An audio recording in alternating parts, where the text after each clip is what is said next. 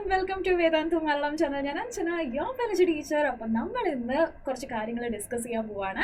അതായത് നിങ്ങളുടെ Christmas examination ഒക്കെ കഴിഞ്ഞ് അടിപൊളിയായിട്ട് നിങ്ങൾ അതെല്ലാം ചെയ്തു തീർത്തു. അത് കഴിഞ്ഞതിന് ശേഷം വെക്കേഷനും തുടങ്ങി. സോ ക്രിസ്മസ് വെക്കേഷൻ ഇങ്ങനെ ഉണ്ടായിക്കൊണ്ടിരിക്കുന്ന ഈ സമയത്ത് ഇനി ബാക്കിയുള്ള കുറച്ച് ദിവസങ്ങളുടെ ടെൻഷനാണ് നിങ്ങളുടെ തലയിലൊക്കെ ഇരിക്കുന്നത് അല്ലേ. ഇനി ആകെ കുറച്ച് ദിവസം കൂടെ ബാക്കിയുള്ളൂ. അതിപ്പോൾ നമ്മുടെ ബോർഡ് എക്സാമിനേഷൻ ആയാലും അല്ല കോമ്പറ്റേറ്റീവ് എക്സാം ആയാലും ഏതായാലും നമുക്ക് ഇനി കുറച്ച് ദിവസം കൂടിയേ ബാക്കിയുള്ളൂ. ആ കുറച്ച് ദിവസത്തിൽ നമ്മൾ എഫിഷ്യൻ്റ് ആയിട്ട് പഠിക്കണം, ക്ലിയർ ആയിട്ട് പഠിക്കണം, എന്നാൽ മാത്രമേ നമുക്ക് നല്ല സ്കോർ കിട്ടുള്ളൂ എന്നുള്ള ആ ഒരു ടെൻഷനിലേക്ക് നിങ്ങൾ എത്തിത്തുടങ്ങി അല്ലേ.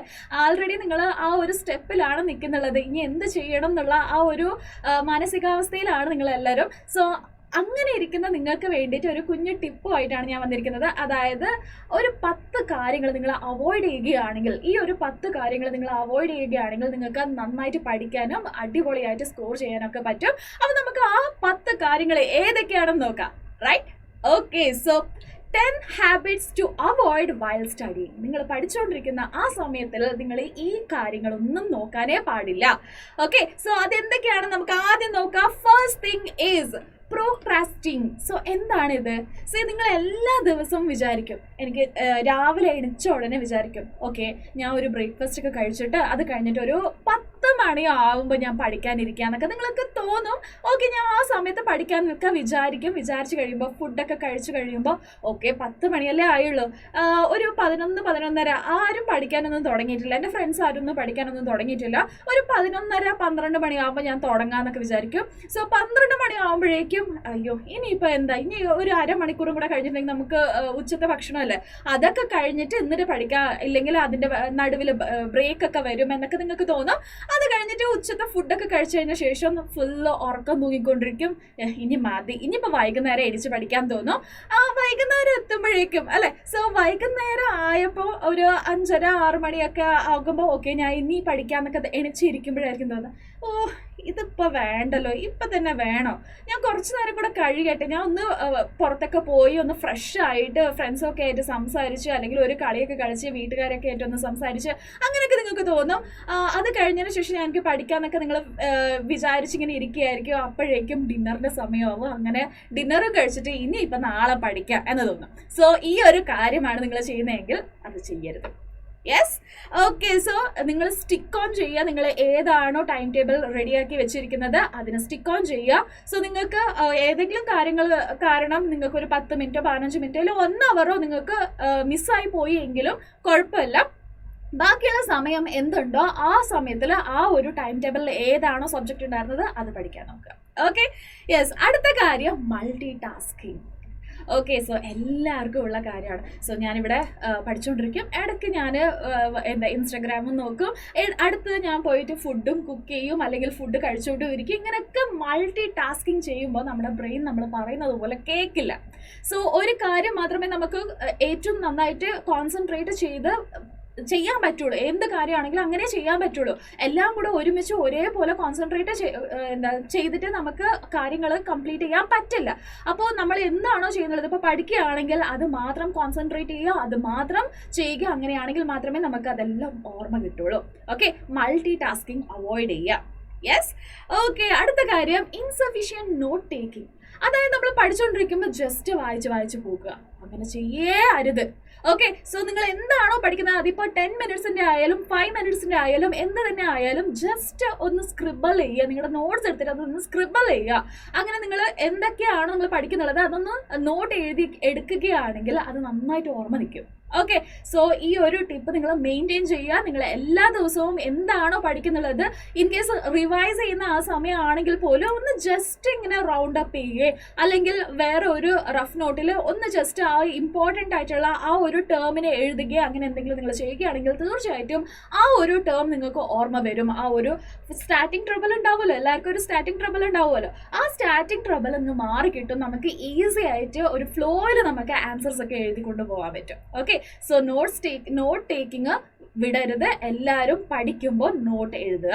യെസ്, അടുത്തത് സെയിം നേരത്തെ പറഞ്ഞ അതേ കാര്യം തന്നെ, എപ്പോഴും നിങ്ങൾ വായിച്ചുകൊണ്ടിരിക്കുക. അതായത് ഇപ്പോൾ മാത്സ് ആയാലും ഫിസിക്സ് ആയാലും കെമിസ്ട്രി ആയാലും ബയോളജി ആയാലും എല്ലാവരും വിചാരിക്കുന്നത് എന്താണെന്ന് വെച്ചിട്ടുണ്ടെങ്കിൽ ഓക്കെ ഇത് ഓ ഇത് ഈസി അല്ലേ, ഇത് എന്നെ കൊണ്ട് പറ്റും, അയ്യ ഈ തീറം അല്ലേ ഇത് ഈസി അല്ല എന്ന് വിചാരിക്കും. അല്ല ഈ ഒരു ഡയഗ്രാം ഓ ഇത് ഇത്രല്ലേ ഉള്ളൂ, എനിക്കറിയാന്നൊക്കെ നിങ്ങൾ വിചാരിക്കും. പക്ഷേ ആക്ച്വലി ക്വസ്റ്റ്യൻ പേപ്പർ വരുമ്പോൾ നമുക്കതെല്ലാം മറന്നു പോകാനുള്ള ചാൻസസ് ഉണ്ട്. അല്ലെങ്കിൽ നമുക്ക് ആ ഒരു സ്റ്റെപ്പ് എങ്ങനെയാണ് മുന്നോട്ട് കൊണ്ടുപോകേണ്ടതെന്നുള്ള കാര്യങ്ങളൊക്കെ നമ്മൾ വിട്ടുപോകും. സോ അതിന് വേണ്ടിയിട്ട് തന്നെ നമ്മൾ ഒന്ന് എഴുതി പഠിക്കുക. ഓക്കെ, സോ എന്ത് കാര്യമാണെങ്കിലും എത്ര സിമ്പിളായിട്ട് നിങ്ങൾക്ക് തോന്നുന്ന കാര്യമാണെങ്കിൽ പോലും ഒന്ന് ജസ്റ്റ് സ്ക്രിബിൾ ചെയ്യുക, അല്ലെന്നുണ്ടെങ്കിൽ ഒരു ഫ്ലോ ചാറ്റ് എഴുതി വെക്കുക. അതും അല്ലെങ്കിൽ ഏതൊക്കെയാണോ സ്റ്റെപ്സ് ഉള്ളത് ആ സ്റ്റെപ്സിനെ മാർക്ക് ചെയ്തിട്ട് റെഡിയാക്കി വെക്കുക. സോ ഇങ്ങനെയൊക്കെ ചെയ്യുകയാണെങ്കിൽ മാത്രമേ നമുക്ക് എല്ലാ സ്റ്റെപ്സും എല്ലാ കാര്യങ്ങളും നമുക്ക് ക്ലിയർ ആയിട്ട് ഓർത്തെടുക്കാൻ പറ്റുള്ളൂ. ഓക്കെ, സോ അടുത്ത കാര്യം എന്താ നമുക്ക് നോക്കാം, changing your time table. So എല്ലാവർക്കും ഉള്ള കാര്യമാണ്, അതായത് 1 വീക്കിലെ ടൈം ടേബിൾ നമ്മൾ എഴുതും, അല്ലെങ്കിൽ ഒരു 15 ഡേയ്സിൻ്റെ ടൈം ടേബിൾ നമ്മൾ റെഡിയാക്കി വെക്കും. അത് കഴിഞ്ഞതിന് ശേഷം ഇന്നത്തെ ദിവസം എനിക്ക് പഠിക്കാൻ പറ്റിയില്ല അല്ലേ, സോ അടുത്ത നെക്സ്റ്റ് ബാക്കിയുള്ള ഒരു 14 ഡേയ്സിലേക്കുള്ള ടൈം ടേബിൾ റെഡിയാക്കിക്കൊണ്ടിരിക്കും.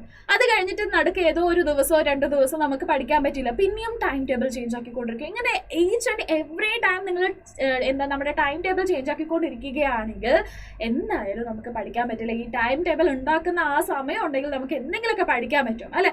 സോ അത് കൂടാതെ നമ്മൾ പഠിച്ച കാര്യങ്ങൾ മാത്രമായിരിക്കും പിന്നെയും പഠിച്ചുകൊണ്ടിരിക്കുന്നത്, വേറെ കാര്യങ്ങളൊന്നും നമ്മൾ തുറന്നു നോക്കാനും പോവില്ല.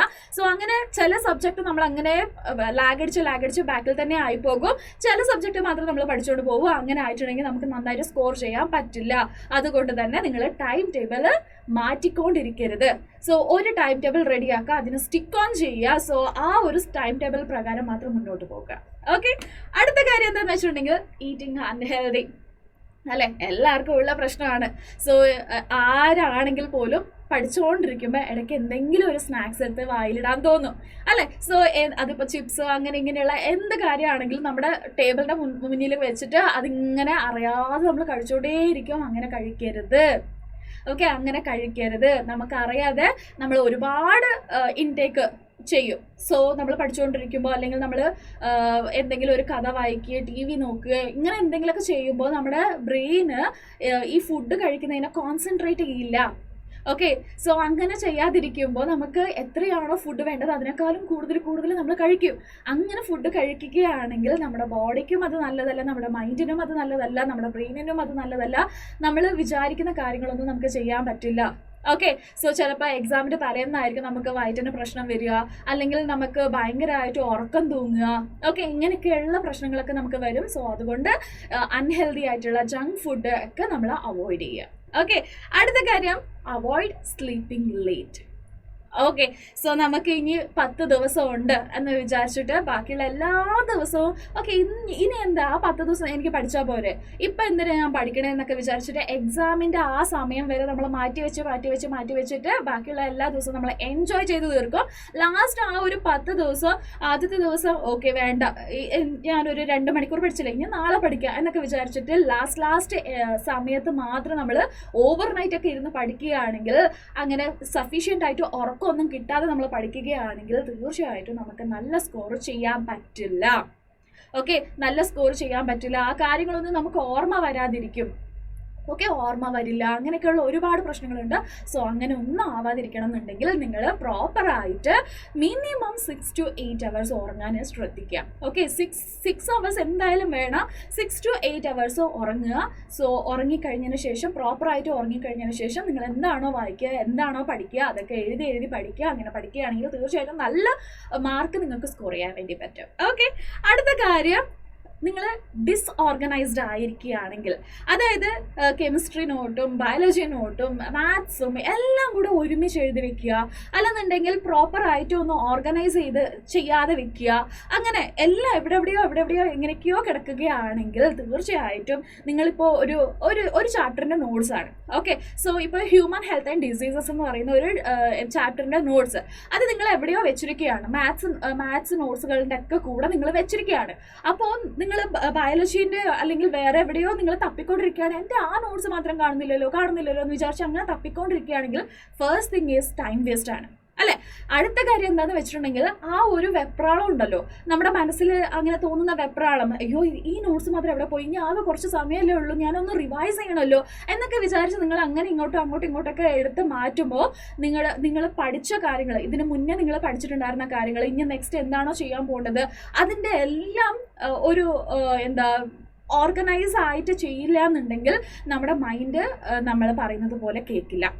ഓക്കെ, സോ നമ്മൾ കംപ്ലീറ്റ്ലി ഡിസ്റ്റർബ് ആകും. അങ്ങനെ കംപ്ലീറ്റ്ലി ഡിസ്റ്റർബ് ആയിട്ടുണ്ടെങ്കിൽ നമുക്ക് നന്നായിട്ട് സ്കോർ ചെയ്യാൻ പറ്റില്ല. സോ എല്ലാം ഓർഗനൈസ് ചെയ്ത് വെക്കുക. സോ ഇത്രയും നോട്ട്സ്, ഇത്രയും കാര്യങ്ങളാണ് ഞാൻ പഠിക്കേണ്ടത് എന്നുള്ളത് ആദ്യം തന്നെ റെഡിയാക്കി വെക്കുക. അത് കഴിഞ്ഞതിന് ശേഷം പ്രോപ്പറായിട്ട് ഒരു സൈഡിൽ നിന്നും പഠിച്ചു പോകുക.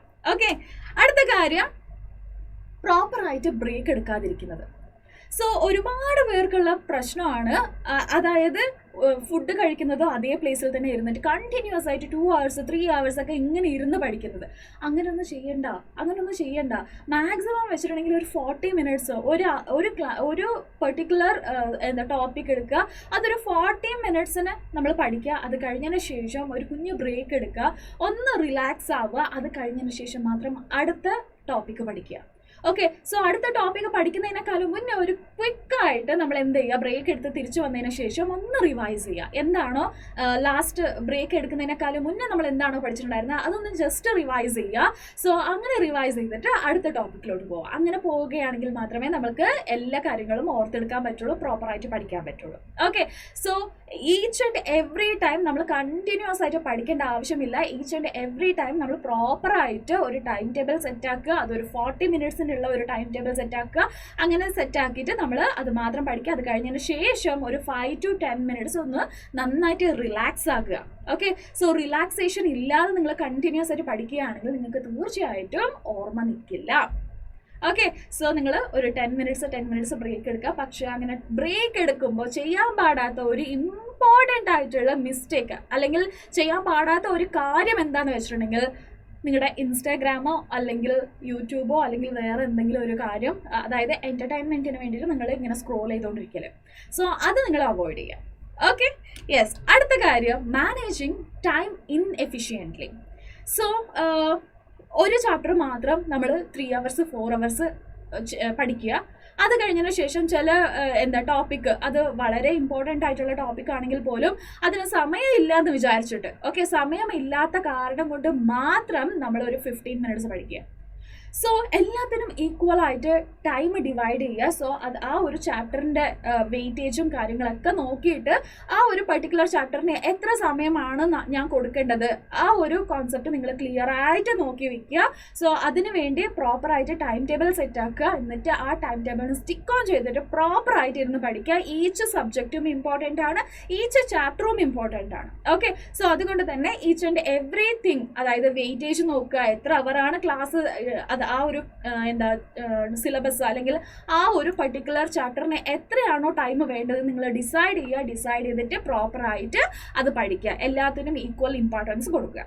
ഓക്കെ, അടുത്ത കാര്യം ഒന്നുമില്ല, ആൾമോസ്റ്റ് നമ്മൾ എല്ലാ കാര്യങ്ങളും ഡിസ്കസ് ചെയ്തു. അതായത് നമ്മൾ അവോയ്ഡ് ചെയ്യേണ്ട, പഠിക്കുമ്പോൾ നമ്മൾ അവോയ്ഡ് ചെയ്യേണ്ട 10 കാര്യങ്ങൾ നമ്മൾ ഡിസ്കസ് ചെയ്തു. സോ നിങ്ങൾക്ക് ഇൻ കേസ് വേറെ എന്തെങ്കിലും കാര്യങ്ങൾ നിങ്ങളുടെ മൈൻഡിൽ തോന്നുകയാണെങ്കിൽ അത് തീർച്ചയായിട്ടും നമ്മുടെ കമൻറ്റ് ബോക്സിൽ മെൻഷൻ ചെയ്യുക. സോ ആൻഡ് വേറെ ഒരു കാര്യം കൂടെ ഉണ്ടല്ലോ, നമ്മുടെ ടെലഗ്രാം ഗ്രൂപ്പും കൂടെ നിങ്ങൾ ജോയിൻ ചെയ്യുക. Okay, so Telegram group join ചെയ്യുകയാണെങ്കിൽ PYQസും അതുപോലെ തന്നെ നോട്ട്സും അങ്ങനെയുള്ള എല്ലാ കാര്യങ്ങളും നിങ്ങൾക്ക് കിട്ടും. സോ മിസ് ചെയ്യേണ്ട, പെട്ടെന്ന് തന്നെ പോകുക. ടെലഗ്രാം ആപ്പ് ഓപ്പൺ ചെയ്തിട്ട് വേദാന്തു മലയാളം എന്ന് പറഞ്ഞ് സെർച്ച് ചെയ്ത് കൊടുത്താൽ മതി. അവിടെ ഒരു ഗ്രൂപ്പ് നിങ്ങൾക്ക് കാണാൻ പറ്റും. ജോയിൻ ബട്ടൺ ക്ലിക്ക് ചെയ്തിട്ടുണ്ടെങ്കിൽ വേദാന്തു ഫാമിലിൻ്റെ ഭാഗമായി നിങ്ങൾ മാറും. അങ്ങനെ മാറിയതിന് ശേഷം ഈസി ആയിട്ട് ഈ എല്ലാ കാര്യങ്ങളും ആക്സസ് ചെയ്യാൻ വേണ്ടി പറ്റും. ഓക്കെ, സോ അത് കൂടാതെ ഈ വീഡിയോ നിങ്ങൾക്ക് ഇഷ്ടപ്പെടുകയാണെങ്കിൽ തീർച്ചയായിട്ടും ലൈക്ക് ചെയ്യുക, ഫ്രണ്ട്സിനൊക്കെ ഒന്ന് ഷെയർ ചെയ്ത് കൊടുക്കുക. ആൻഡ് ഇതുവരെ സബ്സ്ക്രൈബ് ചെയ്യാത്ത ആരെങ്കിലും ഉണ്ടെങ്കിൽ പെട്ടെന്ന് തന്നെ സബ്സ്ക്രൈബ് ചെയ്യാം. Okay, by.